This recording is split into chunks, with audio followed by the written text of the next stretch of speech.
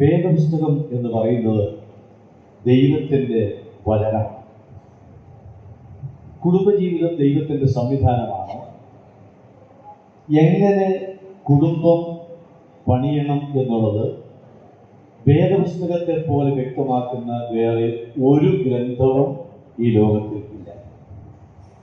അതുകൊണ്ട് ഇത് നിങ്ങളുടെ ചിന്താവിഷയമായിരിക്കണം. ഈ വചനപ്രകാരം ജീവിതത്തെ പണിയുവാൻ ശ്രദ്ധിക്കണം. അതിൻ്റെ അനുഗ്രഹങ്ങൾ നിങ്ങളുടെ മേൽ സമൃദ്ധിയായ ദൈവം തരികയും ചെയ്യും. വിവാഹത്തെ സംബന്ധിക്കുന്ന ഒരുപാട് കാര്യങ്ങൾ വേദപുസ്തകത്തിൽ നാം കാണുന്നുണ്ട്. എങ്കിലും പരിചയമുള്ള ഒരു ഭാഗത്ത് നിന്ന് ഒന്ന് രണ്ട് കാര്യങ്ങൾ പറയാം. ഞാൻ വാക്യങ്ങൾ പോലും വായിക്കാൻ സമയം എടുക്കുന്നില്ല.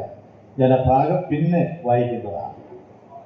എഫേസ്യ ലേഖനം 5-ാം അധ്യായത്തിൻ്റെ 22 മുതൽ താഴോട്ടുള്ള വാക്യങ്ങളിൽ എനിക്ക് തോന്നുന്നു വിവാഹത്തെ സംബന്ധിക്കുന്ന വേദപുസ്തകത്തിലെ ഏറ്റവും ശക്തമായ വിവരണം നമ്മൾ വായിക്കണം. എങ്ങനെയാണ് ഭാര്യ ഭർത്താക്കന്മാർ ജീവിക്കേണ്ടത്? ഇതിൻ്റെ പ്രധാനപ്പെട്ട ഒരു കാര്യം, ഈ വിവാഹം എന്ന് പറയുന്നത് ചൂണ്ടിക്കാണിക്കുന്നത് അത്യുന്നതമായ ഒരു വിഷയത്തെയാണ്. 32-ാം വാക്യത്തിൽ അപ്പോസ്തലൻ പറയുന്നത്, ഞാൻ പറയുന്നത് ക്രിസ്തുവിനെയും സഭയെയും ഉദ്ദേശിച്ചാണ്. യേശു ക്രിസ്തു വിവരിക്കേണ്ട ആവശ്യമില്ല. ദൈവത്തിൻ്റെ ഏകജാതനായ പുത്രൻ, മഹാദൈവം.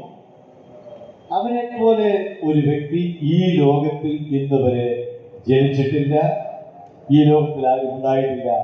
നിസ്തുല്യന, സാമ്യങ്ങളില്ലാത്ത മഹത്വത്തിൽ നിലകൊള്ളുന്നവനാണ് നമ്മുടെ കർത്താവ്. അവന് ഒരു ഭാര്യയെ വേണം. മണവാട്ടി എന്നും ഭാര്യ എന്നുമുള്ള അർത്ഥത്തിൽ സഭയെ വിവക്ഷിച്ചിട്ടുണ്ട്.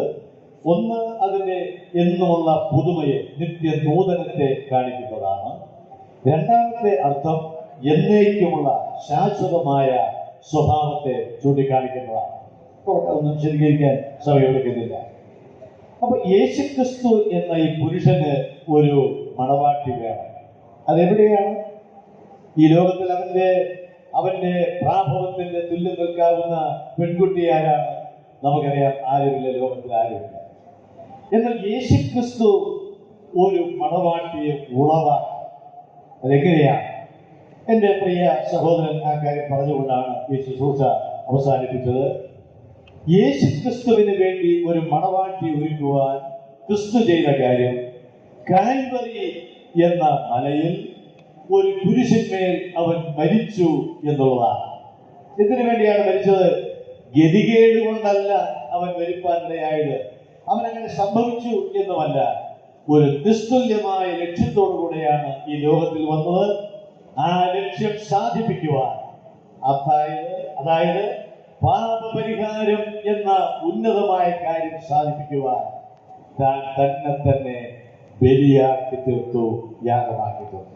ഇവിടെ ഇരിക്കുന്ന എല്ലാവർക്കും ആ കാര്യം അറിയാം. എങ്കിലും ഇത് ഓർപ്പിക്കാൻ കാരണം ഇത് ഏറ്റവും പ്രധാനപ്പെട്ട വിഷയമായതുകൊണ്ടാണ്. നമ്മുടെ എല്ലാവരുടെയും പാപങ്ങളെ അവന്റെ ശരീരത്തിന്മേൽ ഏറ്റെടുത്ത് നമ്മുടെ പാപങ്ങളുടെ പ്രായശ്ചിത്തമായി, നമ്മുടെ പാപങ്ങൾക്ക് പകരമായി യേശു കർത്താവ് കാൽവരിയിൽ മരിച്ചത് മാത്രമല്ല, 3-ാം ദിവസം അവൻ പുനരുത്ഥാനം ചെയ്തു. ഇന്ന് അവൻ ജീവിക്കുകയാണ്. ഈ മണവാട്ടി എങ്ങനെയാണ് ഉളവാകുന്നത്? ക്രിസ്തുവിന്റെ മരണത്താൽ, ക്രിസ്തുവിന്റെ പുനരുത്ഥാനത്താൽ, അവന്റെ സ്വർഗ്ഗാരോഹണത്താൽ. എനിക്കതറിയാം, നിങ്ങൾക്കും അറിയാം. പക്ഷേ ഈ ക്രിസ്തുവിനെ നമ്മുടെ ജീവിതത്തിന്റെ കർത്താവായി സ്വീകരിക്കുമ്പോഴാണ് ഒരു പാപി രക്ഷിക്കപ്പെടുന്നത്. നിങ്ങൾ ആരാണ് എന്നുള്ളത് എനിക്ക് വിഷയമല്ല. നിങ്ങൾ ഏത് സഭക്കാരന്, ഏത് മതക്കാരന്, എവിടെയാ നിങ്ങൾ പോകുന്നത്, ഒന്നും എനിക്ക് വിഷയമല്ല. ചെറുപ്പത്തിലെ മാമോദീസ ഏറ്റായിരുന്നോ, പ്രായമായിട്ട് സ്നാനപ്പെട്ടതാണോ, എന്ന് ദേവാലയത്തിൽ പോകുന്നുണ്ടോ, അതൊക്കെ നല്ല കാര്യം, ഞാൻ വിമർശിക്കുകയല്ല. പക്ഷേ അതല്ല എന്റെ ചോദ്യ വിഷയം. പാപപരിഹാരം എന്ന് പറയുന്നത് പ്രവൃത്തികളാൽ സാധ്യമല്ല. നാം ചെയ്യുന്ന സൽക്കർമ്മങ്ങളാലോ, നേർച്ച കാഴ്ചകളാലോ, തീർത്ഥയാത്രകളാലോ, മരണം വരെയുള്ള പ്രാർത്ഥനയാലോ, കടത്തി പറയുകയാണ് കേട്ടോ, മരണാനന്തരമുള്ള പ്രാർത്ഥനയാലോ പാപപരിഹാരം സാധ്യമല്ല. അങ്ങനെ ഒരാൾ പോലും ഇന്നുവരെ പാപബോധം പ്രാപിക്കാൻ ഇടയായിട്ടില്ല. എന്നാൽ ജീവിച്ചിരിക്കുന്ന സമയത്ത് ഞാനൊരു പാപിയാണ് എന്നുള്ള ബോധ്യത്തോടുകൂടെ കാൽവരി ക്രൂശിൽ മരിച്ച ക്രിസ്തുവിന്റെ നേരെ തിരിഞ്ഞ് നീ മരിച്ച് അടക്കപ്പെട്ട് ഉയർത്തെഴുന്നേറ്റത് എന്റെ പാപത്തിന് വേണ്ടിയാണ് എന്ന് ഞാൻ വിശ്വസിക്കുന്നു എന്ന് മാത്രമല്ല, അങ്ങയെ എന്റെ കർത്താവായി നാഥനായി സ്വീകരിക്കുന്നു. ആ ഒരു വിശ്വാസവും തീരുമാനവും നിങ്ങളെ ഒരു ദൈവ പൈതലാക്കും. നിങ്ങൾ രക്ഷിക്കപ്പെടും. ആ രക്ഷിക്കപ്പെട്ടവരുടെ കൂട്ടത്തിനാണ് മണവാട്ടി സഭ എന്ന് പറയുന്നത്, ദൈവസഭ എന്ന് പറയുന്നത്. ആ സഭയുടെ മണവാട്ടിയുടെ അംഗമായി തീരുവാൻ നിങ്ങൾക്കിടയാണ്. ഇന്ന് ഈ ശുശ്രൂഷ നടത്തുമ്പോൾ ഞാൻ ഈ നിയുക്ത ദമ്പതികളെ നോക്കുമ്പോൾ എനിക്ക് പറയാനായിട്ട് കഴിയും, ഇവർ രണ്ടുപേരും രക്ഷിക്കപ്പെട്ടവരാണ്. എനിക്ക് പ്രിയ മകനെ ഒരളവിൽ പരിചയമുണ്ട്, കണ്ടിട്ടുണ്ട് എന്നല്ലാതെ പ്രിയമകൾ ഋതുവിനെ എനിക്കൊരു പരിചയമില്ല. പക്ഷെ എനിക്ക് 100% വിശ്വാസമാണ്, ഞാൻ ഈ പറഞ്ഞതുപോലെ അവർ ക്രിസ്തുവിനെ സ്വീകരിച്ചവരും രക്ഷിക്കപ്പെട്ടവരുമാണ്. നിങ്ങളിൽ ആരെങ്കിലും വ്യക്തിപരമായ നിലയ്ക്ക് രക്ഷിക്കപ്പെട്ടവരല്ല എന്ന് വരികയും അതിനർത്ഥം പള്ളിയിൽ പോകുന്നവരാണോ, മാമോദിസ ഏറ്റവരാണോ, നിങ്ങൾ പ്രാർത്ഥിക്കുന്നവരാണോ, വേദപുസ്തകം വായിക്കുന്നവരാണോ, അതെന്റെ ചോദ്യമല്ല. ഞാൻ പറയുന്നത് ക്രിസ്തുവിനെ സ്വീകരിച്ച് രക്ഷിക്കപ്പെട്ടവരല്ല എന്ന് വരിക. ക്രിസ്തുവിലേക്ക് വരിക. നാം തിരുവഴുത്തിൽ വായിക്കുന്നുണ്ട്, അവൻ വിളിക്കുകയാണ് വരിക, ദൈവാത്മാവ് പറയുകയാണ് വരിക, ദൈവസഭയാകുന്ന മണവാട്ടി പറയുകയാണ് വരിക. അതുകൊണ്ട് ക്രിസ്തുവിലേക്ക് വന്ന് ദൈവമക്കളായി തീർന്ന് സഭാംഗമായി തീരുവാൻ ദൈവത്തിന്റെ പരിശുദ്ധാത്മാവ് നമ്മെ സഹായിക്കുമാറാകട്ടെ. ഈ സദസ്സിൽ അതിനുള്ള കൃപ ശ്രോതാക്കളിൽ ആർക്കെങ്കിലും രക്ഷിക്കപ്പെടാത്തവരായിട്ടുണ്ടെങ്കിൽ അവർക്ക് നൽകട്ടെ എന്ന് ഹൃദയപൂർവ്വം പ്രാർത്ഥിച്ചുകൊണ്ട് ഞാൻ വിടുകയാണ്. അപ്പോൾ ക്രിസ്തീയ വിവാഹവും കുടുംബജീവിതവും ചൂണ്ടിക്കാണിക്കുന്ന ഉന്നതമായ വിഷയം ക്രിസ്തുവും സഭയും തമ്മിലുള്ള നിസ്തുല ബാന്ധവമാണ്. ഈ വസ്തുത നാം അറിയും. ഇനി രണ്ടാമതായിട്ട് പറയാൻ ആഗ്രഹിക്കുന്ന ഒരു കാര്യം, ദമ്പതിമാര് ചെയ്യേണ്ട കാര്യങ്ങളെ കാച്ചിക്കുറുക്കി പറഞ്ഞാൽ 2 വാക്കുകളിൽ അത് സംക്ഷേപിക്കാം.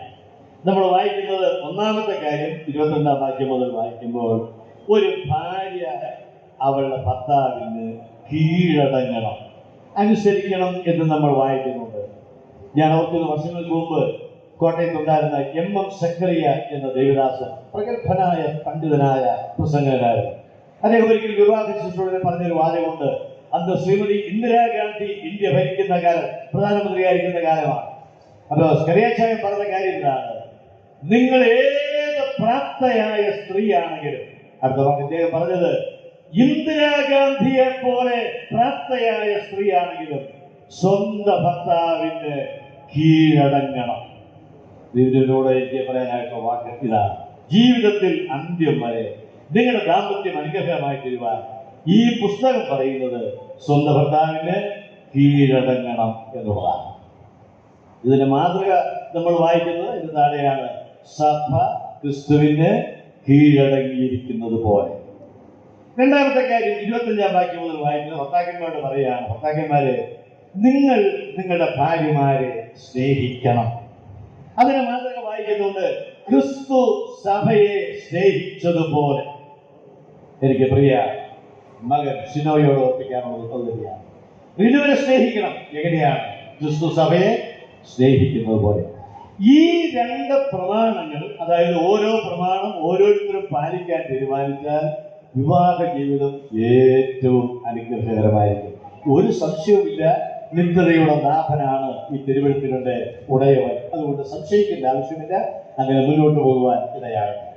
എന്നാൽ ഇതിന് ഇവരെ സഹായിക്കുന്ന, നമ്മെ സഹായിക്കുന്ന ഒരു വാക്കുകൂടെ ഞാൻ പറഞ്ഞുകൊണ്ട് നിർത്തുകയാണ്. നമ്മുടെ തീരുമാനം പ്രധാനപ്പെട്ട കാര്യമാണ്. എനിക്കറിയാം ഇത് വിശദീകരിക്കാൻ ഒരുപാട് കഴിയേണ്ടതാണ്, പക്ഷെ സമയമില്ലല്ലോ. ഒറ്റ വാക്ക്. ഇതിന്റെ മുൻഭാഗത്തോട് നാം നോക്കിയാൽ 18-ാമത്തെ വാക്യത്തിൽ പരിശുദ്ധാത്മാവിനെ സംബന്ധിക്കുന്ന ഈ ഒരു പ്രമാണം ഇവിടെ മാത്രം കാണുന്നതാണ്. അവിടെ എഴുതിയിരിക്കുന്ന വാക്ക് ആത്മാവിനാൽ നിറയുവിൻ എന്നുള്ളതാണ്. പരിശുദ്ധാത്മാവിനാൽ നിറയണം. പരിശുദ്ധാത്മാവിനെ കുറിച്ച് പഠിപ്പിക്കാൻ ശ്രമിച്ചാൽ അത് ഒത്തിരി പറയേണ്ടി വരും. എന്നാൽ നാം രക്ഷിക്കപ്പെടുമ്പോൾ തന്നെ ആത്മാവിന്റെ മറ്റെല്ലാ കാര്യങ്ങളും നമ്മിൽ നിറവേറുകയാണ്.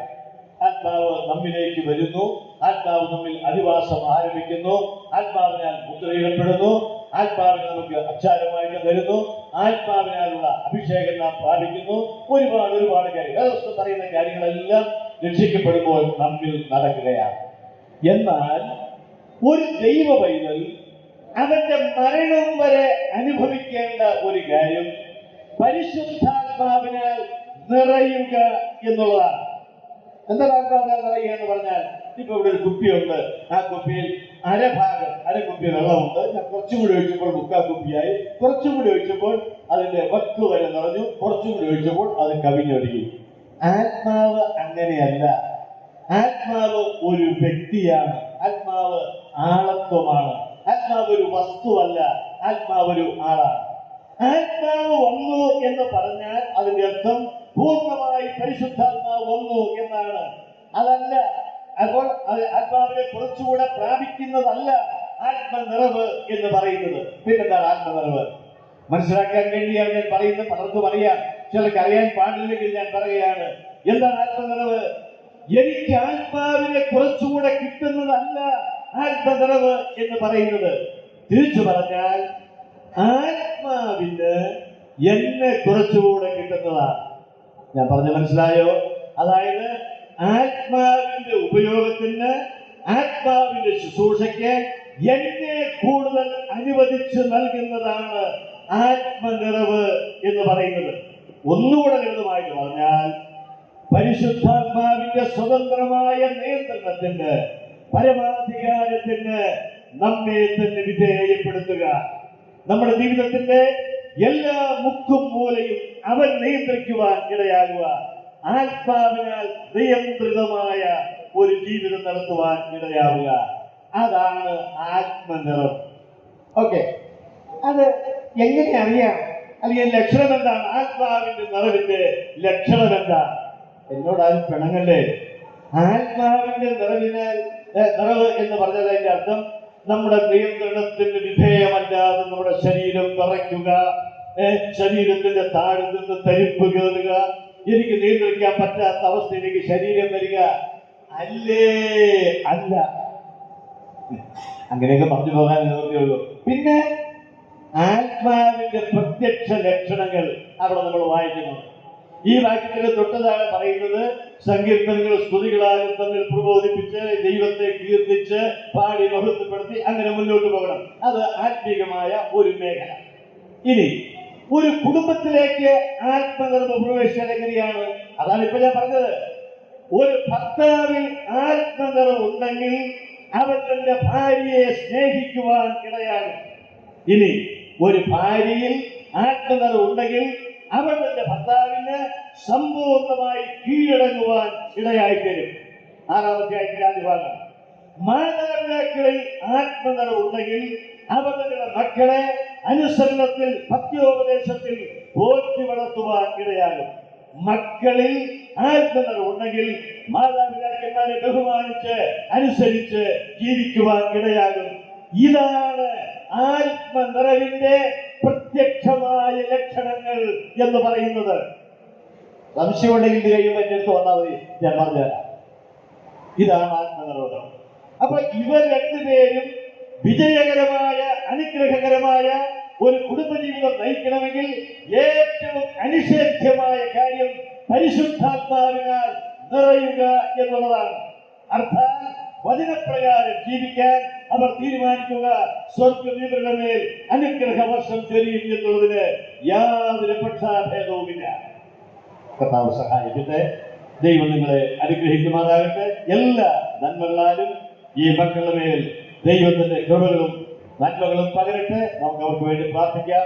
മുമ്പ് കേട്ടതുപോലെ ദൈവവചനം വായിച്ച് അതിന്റെ അടിസ്ഥാനത്തിൽ ജീവിക്കാൻ ശ്രമിക്കുക, പ്രാർത്ഥിക്കുക, ദൈവത്തോട് ബന്ധപ്പെടുക, ദൈവത്തിന് കീഴടങ്ങുക.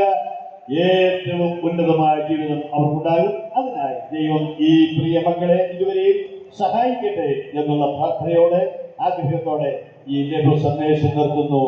ദൈവത്തിനാമം ഇന്ന് എന്നേക്കും വാഴ്ത്തപ്പെടുമാറാകട്ടെ. ആമേൻ.